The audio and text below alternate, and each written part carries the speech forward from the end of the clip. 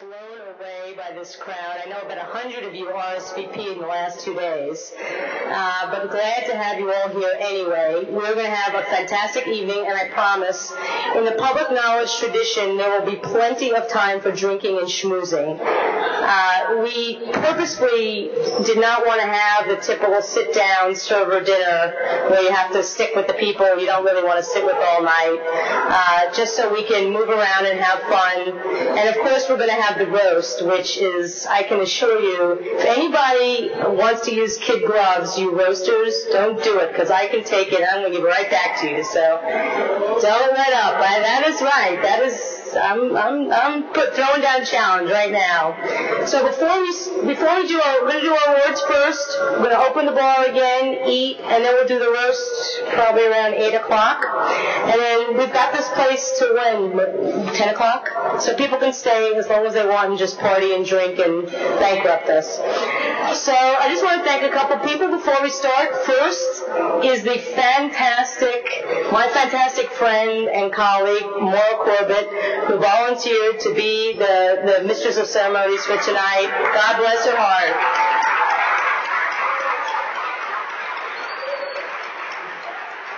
And some of you may know Maura is the PR person to the competitive industries, or as we like to call them, the losers. But Maura is really a fantastic, she's just a wonderful, wonderful person, and I just love working with her. So I want to thank a few people. First and foremost, I want to thank our roasters. We have an amazing lineup.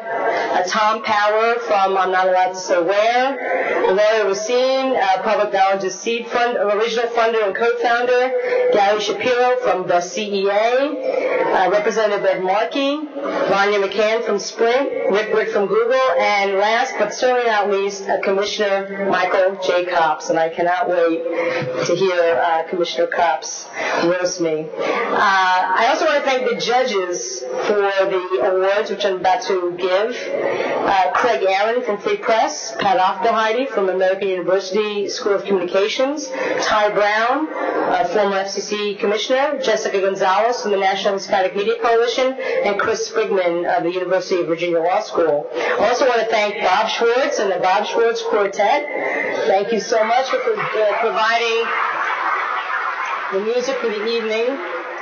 And the best photographer in Washington, Ralph Allswang. I'm telling you, he's tops. He ain't cheap, but he's really good. I also want to thank the members of my board who are here, a Public Knowledge's board, Michael Petricone, Kathy Wallman, you can stand up, Leah Belsky, and Brewster Kale, who came in, the head of the Internet Archive. If you've not met Brewster, he is brilliant. And finally, I want to thank my staff. First and foremost, when we started Public Knowledge 10 years ago, it was me. I opened the doors of Public Knowledge on August 21, 2001. And for a year, it was me and one other person. And now we are, depending on what day it is, 17 full-time with about between 4 and 6 law clerks and interns. So we've really grown, and it's been a wonderful ride. But the person who's really put this thing together almost by herself is Whitney Tompkins, who is our events manager and my assistant. So the events manager part's the easy part, right? Being my assistant really is the hard part. I also want to thank Mike Weinberg, who's put together some of the videos and pictures you're going to see tonight, and I can assure you there's going to be some good ones. I also want to thank my writing team who helped me with my response. Sherwin, Ernie, Michael, Katie, and Art. They really helped me a great deal. If anything is not funny, it is their fault. I also finally want to thank Peter Brody, who is an intern who's working for Peanuts, who also helped Whitney quite a bit with tonight's event. I also want to thank Tyler Gray, who's the newest member of Public Knowledge. He's our online outreach associate, and Katie Tasker, who just today launched Public Knowledge's new website. And all I can say is thank God, because our website was so old and so clunky and so ugly, and now it's beautiful. So take a look tomorrow. Not everything might be working, but it still will look beautiful. So Tyler and Katie, thank you so much for working through the weekend and getting it done. So I'm really, really pleased. Okay, there's Kevin. Okay, now the awards. So the IP3 awards are given to individuals who advance the public interest in one of the three areas of IP in which public knowledge is works. So intellectual property, internet protocol, and information policy. And our first awardee is Professor Peter Jaschi of American University's Washington College of Law, who is the winner in the intellectual property category. Peter, along with his friend and colleague and 2010 IP3 award winner Pam Samuelson, is the Dean of Public Interest IP Academics. Many of you, or some of you, may remember Peter as the force behind the Digital Future Coalition in the late 1990s. That was a coalition of industry, libraries, public interest groups, and others concerned over the proposed anti-circumvention provisions of the DMCA. Of course, we lost that one, but whatever. There's some good parts of the DMCA, I must admit.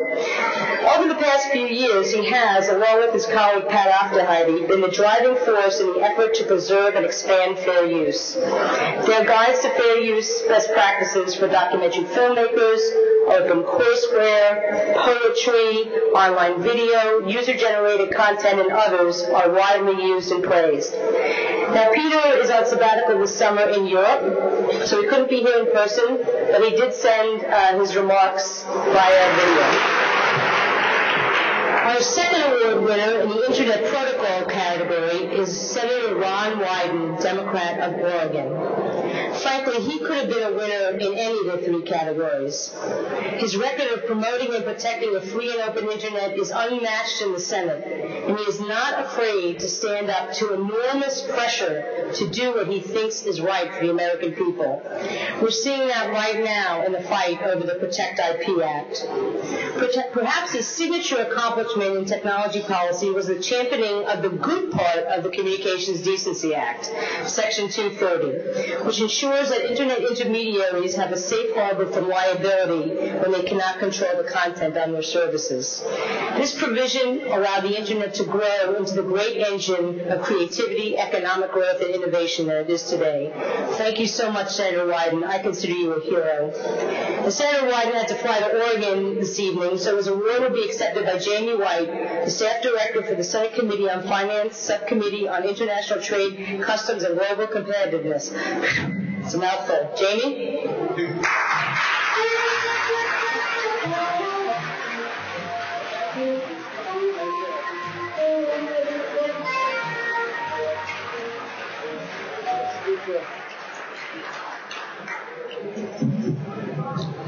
Some of you may be disappointed that the senator's not here, but others probably recognize you get a much shorter speech when a senator is here. I'll be brief. I know that everyone is here to give public knowledge and the staff and a well-deserved public ribbing for the seriousness with which they're Internet geeks, but they really deserve my thanks, Senator Wyden's thanks, and all of our thanks for their continued counsel and their steadfast determination to ensure that the Internet continues to enrich in our lives. In my view, it's been kind of a crazy year for the Internet. You might say a Rodney Dangerfield type year for the Internet. Despite the growth of the digital economy and the jobs it's actually creating, and despite the fact that the Internet has facilitated the type of democratic change in the Middle East that even Western diplomats have been unable to facilitate, it seems like the Internet ecosystem is continually under attack, some might say disrespected. The Internet continues to be threatened by 20th century business models and government institutions that are captive to their interests. The vested interest behind the Protect IP Act, which Senator Wyden characterized as a bunker-busting cluster bomb, seeks to undermine innovation by litigation. It seeks to combat copyright infringement by sacrificing the integrity of the Internet and the value of the First Amendment. That's wrong, and that's why Senator Wyden has done all he can to stop it in the United States Senate.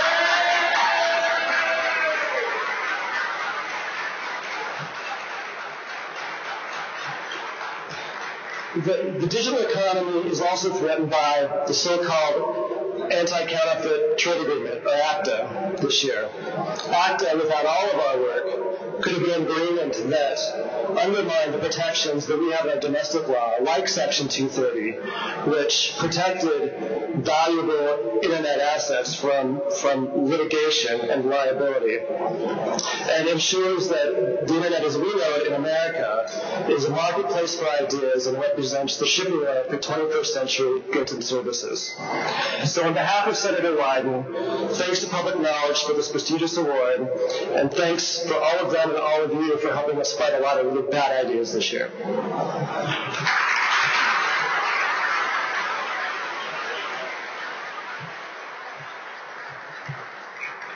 And last but not least, it looks like they opened the bar anyway, so those of you standing up, go to it. I want to present the final award for information policy to Beth Noveck, a professor at New York Law School. Beth is both a policy entrepreneur and a force of nature. Among her many creations is the Peer-to-Patent program, which uses citizen reviewers to help determine whether there is prior art for a proposed patent.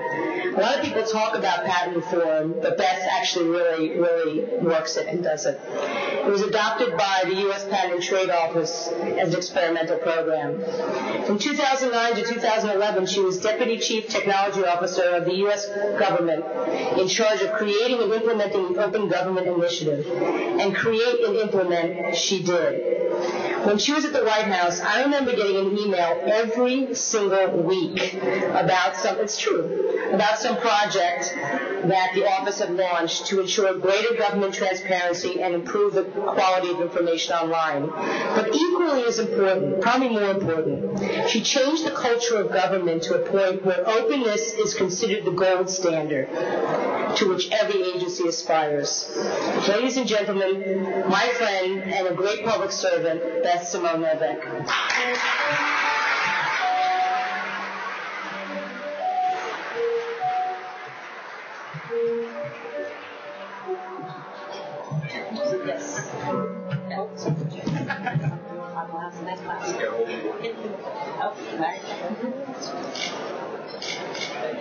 Okay, picture's done. I can sit down. There we go. Thank you. Thank you, Gigi, very much. Congressman Markey, Undersecretary Kapos, Commissioner Copps, my fellow honorees, and honored guests. I will be very brief. I have only one thing to say to you tonight: 999. 9 is 5 plus 1 plus 1 plus 2. 5 very distinguished judges for whom I thank for this tremendous honor. One and only one, Gigi Sohn, about whom we'll hear plenty tonight. My own little Nobel committee who called me at 3 a.m. in the morning to give me the good news about this wonderful award. Well, that's not true. One, Whitney Tompkins, who got me here on time and in style. And thank you also to 2 more people, to Lara Ballard and to Yossi, without whom Gigi and her team at Public Knowledge wouldn't be able to do all that they do. That makes 9.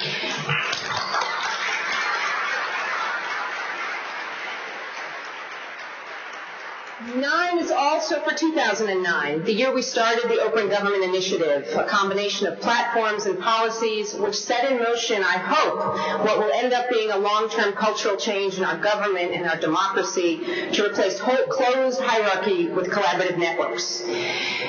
The key ingredient, I think, to the work that we were able to do was to spur policy with practice, build peer-to-patent, and for that we have a lot to thank for Undersecretary Kapos, who's here tonight, who's taking this pilot project, along with his director, Peter Pappas, and making a volunteer project into patent office practice to show what's possible, and that is what paved the way for open government policy that makes participatory democracy, that made participatory democracy a national policy priority, and that's being carried forward by so many people who are in the room today.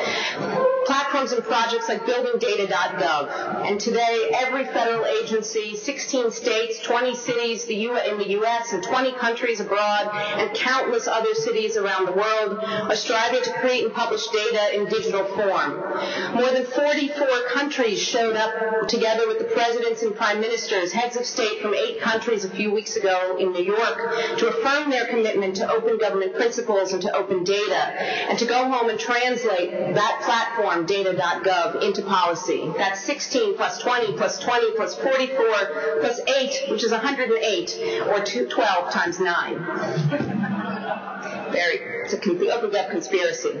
Building USA spending, and now you have a policy that's been considered by Congress, the data legislation, to require all recipients of federal contracts and grant awards to disclose their parent organizations so that entities can't hide their identity behind shell companies or special purpose vehicles like 999 Inc. You build challenge.gov, and you combine it with a policy like the USA Competes Act that provides the will and the ability to use prizes and agencies to spur innovation and to solve problems, like the Apps for the Environment Challenge that's coming up from the EPA next month. I can't help but suggest that the Super Committee might use challenge.gov and offer free T-shirts to the first 999 people who can identify $1 trillion in cuts, or better yet, who can identify 666 ways that citizens might be able to do something today that the government does now better and at half the price.